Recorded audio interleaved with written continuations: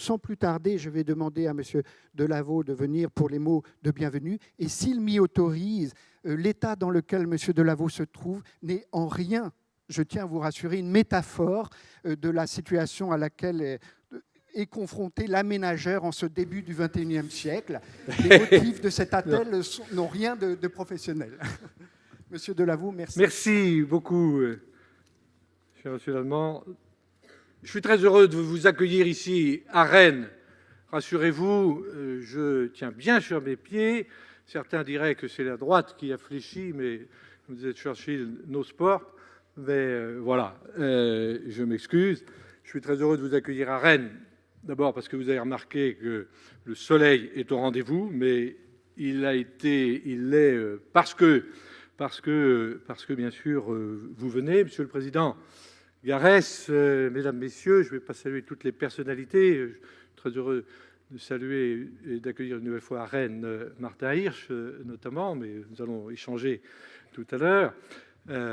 Jean Frébeau, en tant que patron des pères fondateurs du club aménagement, trouver Ariela Masbounji. Vous voyez, si je commence, je vais être obligé de décliner toute la salle, ce qui fera forcément des mécontents. Bonjour à toutes et à tous. Bienvenue à Rennes pour ces 7e éditions des entretiens de l'aménagement. Avant de vous livrer quelques réflexions rapides, introductives sur le sujet qui nous intéresse et que nous poursuivrons ensuite dans le cadre de la plénière, sur le thème de ces rencontres, la ville pour tous, la ville incluante, la ville en mouvement, où chacun doit pouvoir trouver sa place. Ça fait un peu discours langue de bois, mais on essaiera de montrer quoi ça peut. C'est aussi une réalité concrète que vous mettez les uns et les autres en place. Je vais, si vous me le permettez, d'abord vous inviter à un petit voyage dans le temps, aidé par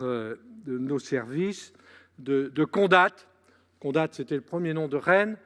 Premier nom de Rennes, Condat, qui veut dire carrefour, qui est lié à la confluence de l'île et de la Vilaine. Mais le carrefour, c'est l'échange. Et l'échange, j'ai déjà eu l'occasion de dire ça, c'est la ville. Donc on est au cœur du sujet et ce choix de Rennes est particulièrement bien placé. J'en remercie le club après les autres villes, Bordeaux, Lyon et d'autres. Alors, cette maquette 3D a été réalisée par la ville en partenariat avec une start-up, qui n'est plus une start-up maintenant, mais née de Rennes Atalante il y a maintenant un certain nombre d'années, Archividéo, d'ailleurs, qui faisait partie des PME qui accompagnaient le Premier ministre au Québec. Nous avons aussi des relations avec le Québec et avec les industries numériques du Québec. Et donc, cet outil que nous allons vous présenter permet de naviguer d'une époque à l'autre. J'y arrive. Et vous pourrez le découvrir, d'ailleurs, durant ces 2 jours, dans le hall de cette salle du Liberté, que je remercie de nous accueillir. Alors, Rennes, au XVIIIe siècle, était déjà le siège du Parlement de Bretagne, qui était édifié en 1617 par Salomon de Brosse. Rassurez-vous, je ne vais pas faire quand même un cours d'histoire, auquel Marie de Médicis avait confié la réalisation du Palais du Luxembourg, l'actuel Sénat. Un bâtiment remanié au fil du temps et marqué par les incendies, tout comme la ville de Rennes. Il fut un temps, on disait à Rennes, rien ne prend sauf le feu. Ces temps-là sont révolus pour le feu et pour le dynamisme. Et donc, en 1720, la ville avait été en grande partie détruite. 950 maisons du centre-ville avaient alors brûlé. Le Parlement, plus récemment, en 1994, vous vous en souvenez, j'imagine, a été également l'objet du feu, à la suite d'une manifestation de marins-pêcheurs et des mouvements qui avaient suivi. C'est un traumatisme qui a beaucoup marqué aussi la ville. La ville classique s'est développée ensuite sous l'égide de l'architecte Jacques Gabriel, le père d'Ange Jacques Gabriel, qui a réalisé le Petit Trianon et l'Opéra de Versailles. Je ne sais pas pourquoi on prend toujours des références parisiennes ou d'Île-de-France, mais ce sont des références. Au XIXe siècle, le centre-ville de Rennes se développe. L'opéra est construit par l'architecte Millardet, qui voulait faire de ce grand espace un lieu de relations sociales et de commerce. Le centre se développe à l'est, vers le jardin du Tabor, jardin botanique et paysager, serre, bassin, kiosque à musique, dessiné par Marteneau, et le jardin de l'architecte paysagiste Denis Buller est un prototype de ce qui se faisait à la fin du XIXe siècle. Au sud de la rivière, je ne sais pas, l'exercice est un peu, c'est une première, hein, je sais, bon, j'essaye de suivre parce que c'est pas évident pour notre collègue. Au sud de la rivière apparaît le lycée où Chateaubriand a étudié, et lycée aussi célèbre qui a pris le nom d'Émile Zola, puisque c'est là que s'est tenu en 1899 le procès en révision de l'affaire Dreyfus. 1950, au tournant du siècle, Rennes accueille dans ses murs, parmi ceux qui font la ville, des artistes tels Isidore Odorico, artiste mosaïste d'origine italienne, qui a signé le décor de plusieurs bâtiments du centre-ville. Je pense qu'on va approcher de la piscine Saint-Georges, entre autres, voilà, que vous voyez là, et plusieurs bâtiments donc dans le centre-ville. Le mouvement moderne des années 1930 gagne progressivement le centre. C'est l'appel de la ville où Georges Mayol construit la Barre Saint-Just. D'une part, il a construit beaucoup d'autres bâtiments à Rennes, mais cet immeuble est emblématique de Rennes. Et sur les quais, en 1947, un immeuble de 11 étages qui fut pendant longtemps le plus haut du centre-ville. Nous assistons aux prémices de la grande hauteur qui font toujours débat aujourd'hui. C'est aussi le démarrage ensuite des grands ensembles. À Clenay, au tournant des années 50, c'est le temps des cités-millions, et c'est le temps 1954, M. Hirsch, évidemment, du mouvement lancé par l'abbé Pierre, bien sûr. Ensuite, les années 50 à 2000, Rennes était rurale dans les années 30. Elle s'est industrialisée dans les années 60 avec le choix fait par Rennes. C'est un sujet d'extrême actualité, par Citroën en 1958. Alors, je pense qu'on doit pouvoir aller jusqu'à... Non, on n'a pas jusqu'à l'usine Citroën. Marqué ces années aussi par l'explosion démographique et marqué par les télécoms dans les années 70-80, on appelait la filière électronique, la Bretagne électronique et Rennes électronique. Dois-je rappeler que c'est d'ici qu'est né le Minitel, qui a fini sa carrière ici aussi, mais qui a donné par la suite tous les développements que vous connaissez. Rennes est entrée dans l'ère du numérique et des nouvelles technologies. Nous sommes ici au cœur du pôle de compétitivité images et réseaux, où siège désormais l'Institut de recherche technologique BICOM, et nous nous tournons résolument vers l'avenir. À l'intérieur de la rocade, pendant ces années d'après-guerre, évidemment, se développent les grands quartiers populaires, Maurepas, Villejean, Le Blône, qui était à l'époque la dernière, encore appelée ZUP en son temps. Alors là, je vois qu'on reste aux libertés. Il y a un problème, enfin bon.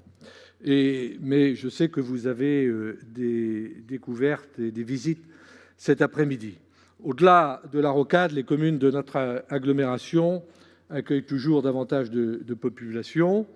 Aujourd'hui, l'agglomération Rennes Métropole, c'est plus de 400 000 habitants, dont 212 000 sur le territoire de Rennes, et donc 200 000 dans les 37 autres communes. C'est une des agglomérations qui a, avec Toulouse et Montpellier, la croissance démographique la plus forte. On aura sans doute l'occasion d'y revenir. Alors, après ce rapide survol, mais je vous invite pendant ces 2 jours, et je remercie le collègue, à découvrir plus en détail les richesses de cet outil, qui est aussi un outil pédagogique qui, à la fois, nous projette à la fois dans le passé, mais peut nous projeter et nous projette aussi dans l'avenir, dans les projets à venir, et dans le rapport avec nos concitoyens et dans les outils de l'aménagement. C'est un outil extrêmement riche et extrêmement fort. On a eu l'occasion, dans de nombreuses rencontres de quartiers, d'en vérifier la pertinence et la capacité d'appropriation des enjeux et des sujets d'urbanisme qui sont, je parle ici devant des spécialistes, mais qui sont pour nos concitoyens parfois ardus d'approche. Et il y a là un véritable... On est bien loin du gadget, on est vraiment dans un outil au service de la citoyenneté. Alors, aujourd'hui, malgré la crise, je ne sais pas d'ailleurs, il faut parler de crise, oui, mais malgré les mutations, le développement urbain et démographique de notre agglomération reste une réalité qui nous oblige collectivement à mettre en œuvre des politiques publiques exigeantes, innovantes, développer encore davantage nos coopérations. Nous voulons, et c'est un défi que Rennes Métropole entend relever, que Rennes, notre agglomération, préserve son, alors je mets beaucoup de paires de guillemets autour du mot modèle de ville, je ne suis pas sûr qu'il y ait des modèles, mais son activité créative au bénéfice de nos concitoyens. Cette ambition que nous avons pour notre ville, notre intercommunalité, on y reviendra, j'imagine. Là encore, on est dans le cœur de l'actualité avec les débats qui vont s'ouvrir prochainement à l'Assemblée nationale sur l'acte 3 de la décentralisation. La question urbaine est un enjeu évidemment majeur pour les élus et l'ensemble des acteurs de la ville. Vous en êtes au premier chef des acteurs, bien sûr. C'est ce qui nous réunit dans ces entretiens de l'aménagement.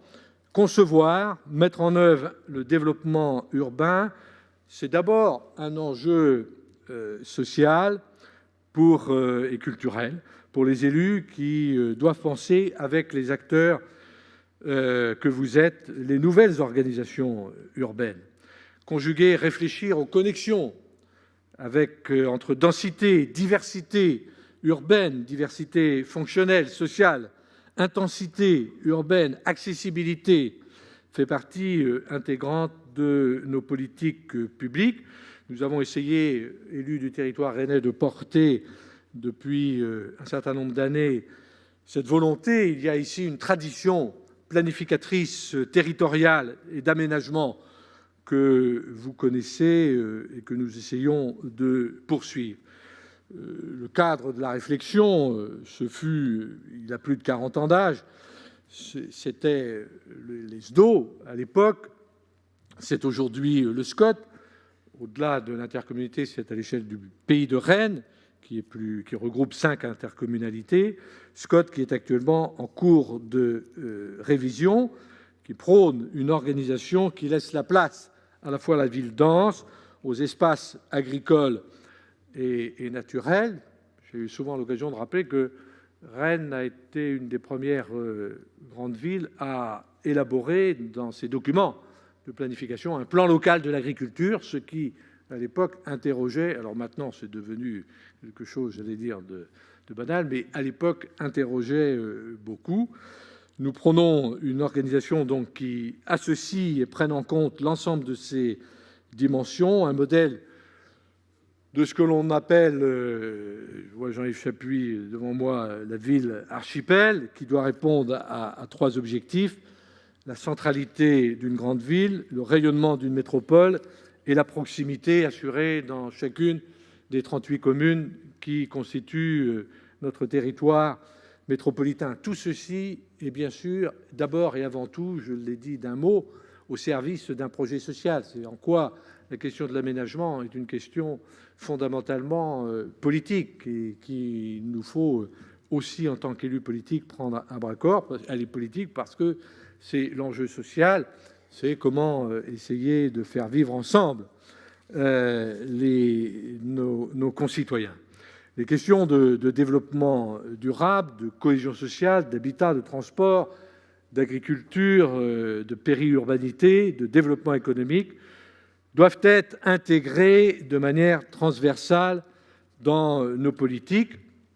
Les projets les plus récents prennent à cette aune une dimension nouvelle, intègrent encore davantage ces questions sociales et environnementales dans une logique économique et sociale, avec cette volonté que chacun trouve sa place dans la ville.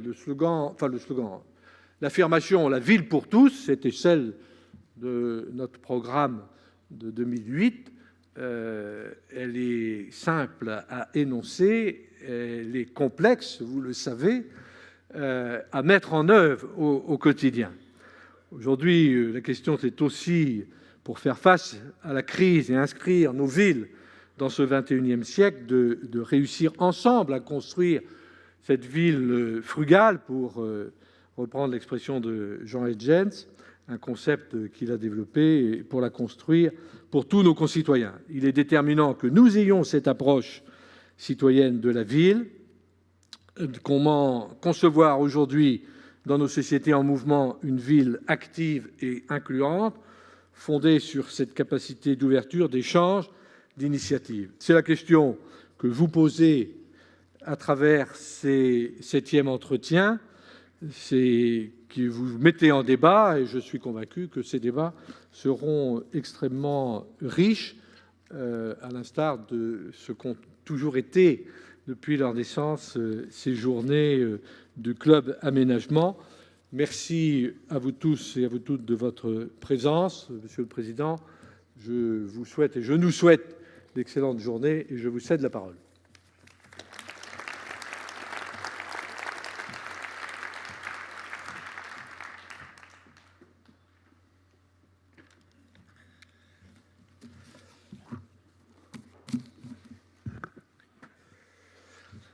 Monsieur le maire et président de Rennes Métropole, mesdames et messieurs les élus, chers amis, ces entretiens, ces 7e entretiens de l'aménagement s'ouvrent à Rennes, et d'une certaine façon, ce n'est que justice. C'est une façon pour nous, pour le Club Ville Aménagement, d'abord de remercier Rennes qui nous a invités, mais aussi et surtout de reconnaître, de rendre hommage au rôle de cette ville dans l'aménagement en France. Rennes a toujours été, alors je partage les réserves sur le terme de modèle. On est dans un métier où on ne peut jamais reproduire des modèles, mais quand même, a toujours été, sinon un modèle, du moins une référence dans notre métier, dans l'aménagement urbain. Rennes, c'est presque un cas d'école. On pourrait venir ici apprendre l'urbanisme sur le terrain. On y trouve tout ce qui fait la matière de notre métier. On y trouve d'abord le résultat d'une politique foncière très active et très ancienne. Ça a commencé avec Henri Fréville, qui a été élu maire en 1953. On y trouve une planification urbaine innovante et courageuse, qui a inventé beaucoup de concepts, depuis la trame verte et bleue jusqu'à la ville archipel qu'on a déjà évoquée. On y trouve des opérations d'aménagement, je dirais classiques, bien sûr, aussi bien que de rénovation urbaine réussies. On ne va pas en faire la liste ici. Bref, on y trouve ce à quoi nous sommes très attachés au Club Ville Aménagement. On y trouve une vraie culture du projet urbain et du projet urbain global. Donc cette approche qu'a évoquée monsieur le maire de Rennes dans son intervention, cette approche globale, et on y trouve une méthode. Alors cette méthode, qui est fondée d'abord sur la volonté politique, les élus de Rennes ont toujours su affirmer leurs choix et les porter, et puis sur le dialogue, un dialogue actif avec tous les acteurs de la ville, les promoteurs, les maîtres d'œuvre, et enfin une participation avec les citoyens, une participation des citoyens dont on vient de le voir, s'enrichit même de nouveaux moyens qui sont particulièrement impressionnants, je dois dire. On a tous été, je pense, un peu scotchés par cette démonstration.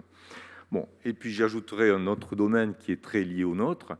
Rennes a toujours été en pointe en matière d'intercommunalité, puisque vous êtes, monsieur le maire, aussi président de la DCF, et que votre prédécesseur Edmond Hervé, avait aussi marqué de son empreinte le paysage institutionnel français, on peut dire, dans ce domaine.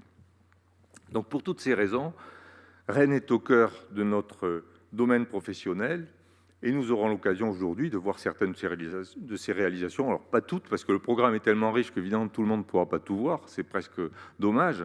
Les parcours urbains que nous ont préparés nos amis rennais, alors merci à cette occasion à Jean-Louis Amar, René Bondiguel et à Territoire et à Rennes Métropole de nous avoir accueillis et préparé tous ces parcours qui nous intéressent beaucoup.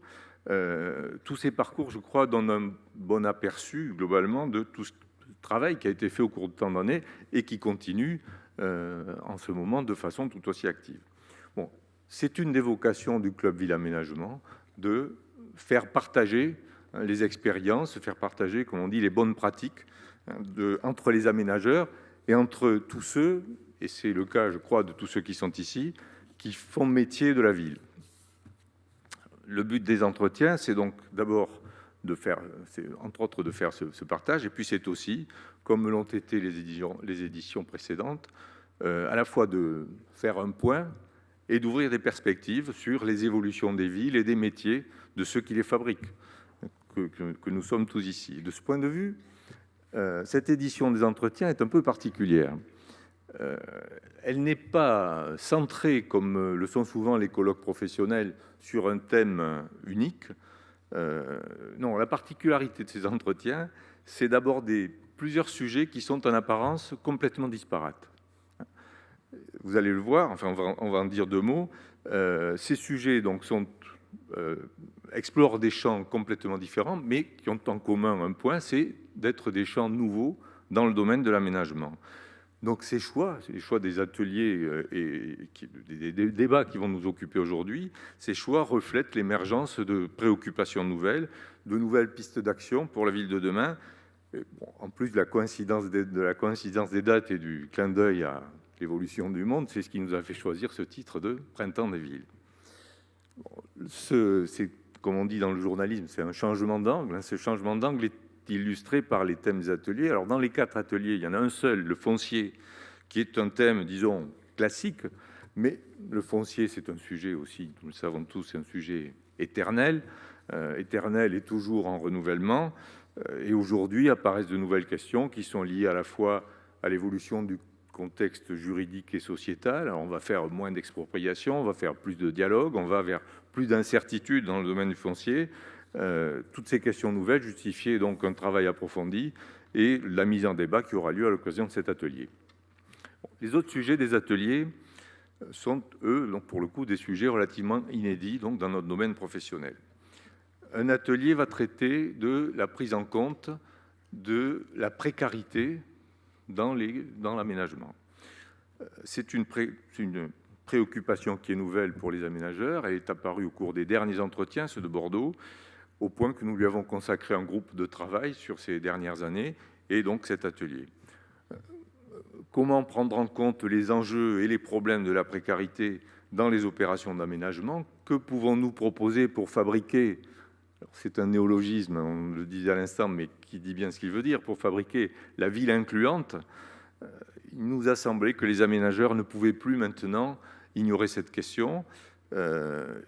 Et je note d'ailleurs que la loi de décentralisation qui est actuellement devant le Conseil d'État réunit pour la première fois, à ma connaissance, les questions de logement et d'hébergement d'urgence, dans à la fois les compétences, rassemble ça dans une même compétence de la métropole de Paris, dans les opérations que cette métropole peut entreprendre, et, si elle le souhaite, dans les compétences des autres métropoles. Alors, un autre atelier traite de la ville créative. Tout le monde connaît les thèses de Richard Florida, mais comment une maîtrise d'ouvrage urbaine peut-elle les mettre en application pour fabriquer la ville créative? Quelles sont les modalités d'action pour réussir ce cocktail dont la recette est quand même finalement un peu floue, hein? C'est le travail de ce groupe qui a exploré ces pistes-là, et le résultat de ce travail, avec beaucoup de cas concrets, va être exposé donc dans cet atelier. Et enfin, un quatrième atelier va traiter des questions d'énergie. Alors, l'énergie et la ville, ou comment la conception de la ville peut-elle participer d'une recherche de sobriété énergétique dont nous savons bien qu'elle est déjà aujourd'hui et qu'elle sera certainement encore plus demain, un des impératifs de notre société. Bon, la question des économies d'énergie, vous le savez, est en général abordée à travers les seuls bâtiments, c'est les normes RT 2000, X, etc. Mais en même temps, dès qu'on y réfléchit un peu, on se rend compte que c'est l'organisation même de la ville qui détermine, encore plus sans doute que les bâtiments seuls, sa, entre guillemets, performance dans le domaine énergétique. 2 ans de travail sur ce sujet, et nous avons le sentiment de commencer à peine à entrevoir quelques pistes véritablement nouvelles. Donc cet atelier, je pense, n'est que le précurseur d'une longue série de réflexions et de travaux qui restent à mener, et sur un thème dont l'importance ira certainement croissant. Voilà, des thèmes nouveaux donc dans le monde de l'aménagement, et c'est aussi le rôle du Club Ville Aménagement d'évaluer les tendances, d'évaluer les besoins, être à l'écoute de la société pour que, disons, pour en tirer les enseignements, pour que la ville fabriquée, la ville sur laquelle nous travaillons tous, réponde de mieux en mieux au changement de cette société. Bon, c'est un des credos du Club Ville Aménagement. Nous avons toujours tenu à cette approche à la fois large et globale de l'aménagement urbain, par opposition aux approches sectorielles et techniciennes, disons, dans lesquelles il est facile de se réfugier. C'est ce qu'essaieront en tout cas de traduire les débats des séances plénières. Donc, les intervenants que je remercie ici, avec quelques défections qu'on constatera. Malheureusement, Laurent Davy nous a quittés un peu vite, là. Les intervenants, donc, nous feront partager leur vision de l'évolution de la ville pour ce qui est de la table ronde d'ouverture du colloque qui va commencer tout de suite, et leurs propositions pour agir dans la fabrication de la ville de demain. Ce sera plutôt le thème de la séance plénière de demain après-midi qui clôturera nos travaux. Donc un temps fort dans l'activité du club que nous voulons partager avec les professionnels de la ville. Et vous savez quand même, je vais aussi en dire un mot, que ces entretiens ne sont pas la seule activité du club Ville Aménagement, puisque notre association, qui fête cette année ses 20 ans, a aussi d'autres activités qui sont nombreuses, et les publications que vous connaissez, les 5 cassettes sur des sujets souvent percutants, organisés et animés magistralement par Ariel Masounji, les groupes de travail, les échanges sur des sujets plus ponctuels, les recueils et les confrontations d'expériences françaises ou étrangères. Bref, c'est tout ce que nous pratiquons à la recherche, je pense, d'un progrès, puisqu'on est toujours dans cette démarche-là, d'un progrès dans les pratiques professionnelles de ceux qui font la ville. Et puis, grâce aussi, sans doute, aux relations un peu privilégiées que le club entretient avec l'administration du ministère chargé de l'urbanisme, le club est aussi présent dans les évolutions des textes législatifs et réglementaires. Nous avons participé très activement à la concertation organisée ces derniers mois par le ministère de l'Égalité des Territoires et du Logement, et j'espère ne pas trop m'avancer en disant que si tout se passe bien, un certain nombre de nos propositions devraient être retenues dans l'avant-projet de loi qui devrait être présenté avant l'été par Cécile Duflot. J'aurais préféré, c'était prévu qu'elle vienne ici le dire elle-même, mais malheureusement, les impératifs de son agenda, et en particulier, je crois, les débats parlementaires de ce jour, ont fait qu'elle n'a pas pu être là aujourd'hui. En particulier, les textes en préparation reprennent l'idée des... Alors, le nom changera peut-être, mais en tout cas, l'idée des projets d'intérêt métropolitain, donc une nouvelle génération d'opérations d'aménagement qui a été développée à l'occasion des précédents entretiens, ceux de Bordeaux, et qu'on va retrouver, je pense, dans l'avant-projet de loi sur l'urbanisme, qu'on retrouve déjà sous le nom d'opérations d'intérêt métropolitain dans la loi de décentralisation que j'évoquais tout à l'heure. Elle est reprise pour la métropole de Paris. Donc cette idée qui était qui a été identifiée à Bordeaux, a été développée depuis par le club, et je tiens à saluer le travail de Laurent Théry. Laurent Théry, c'est une des idées qui lui tiennent à cœur, et il était alors président du club. Ses qualités ont été distinguées par le Grand Prix de l'urbanisme qu'il a eu en 2010, et par la mission qui lui a été confiée maintenant par le Premier ministre. Il est préfet pour la mise en place de la métropole de Marseille. C'est une mission qui suscite, sinon notre envie, du moins notre admiration, et qui lui interdit aussi d'être là aujourd'hui, malheureusement. Donc, ce rôle qui lui a été confié, on en est assez fiers, je peux le dire. Il me semble que c'est un sentiment partagé par tous les membres du club. C'est une façon aussi, je veux y voir aussi une façon de reconnaître ce qui est la vocation du club Ville Aménagement, et qui peut se résumer en quelques mots. C'est que l'action nourrit la réflexion, qui inspire à son tour l'action. Quand on a dit ça, on a fait à peu près le tour on a résumé à peu près la philosophie de notre travail. Le club Ville Aménagement, c'est non seulement une sorte de think tank, mais, si je peux me permettre, aussi un do tank, un action tank, c'est-à-dire une association qui fait non seulement de la réflexion, mais aussi de l'action. Je pense que c'est ce qui nous caractérise tous, tous les participants de ces entretiens. Nous sommes quotidiennement dans l'action, mais nous sommes ici pour prendre un peu de recul sur cette action et réfléchir ensemble. Bon, j'espère que cette 7e édition des entretiens de l'aménagement sera aussi fructueuse que l'ont été les précédentes, qui l'ont été vraiment, que les échanges et les débats seront nombreux et animés. C'est toujours mieux quand ça bouge un peu. Que le temps nous sera favorable. On dirait que ça se présente comme ça pour les parcours urbains, parce qu'au printemps à Rennes, c'était pas gagné, mais enfin, ça a l'air de bien se présenter. Bref, j'espère que tout se passera pour le mieux, et que vous apprécierez tous ces moments passés ensemble. Je vous souhaite donc une, ou plutôt 2 excellentes journées, et je vous donne rendez-vous pour le début de nos travaux.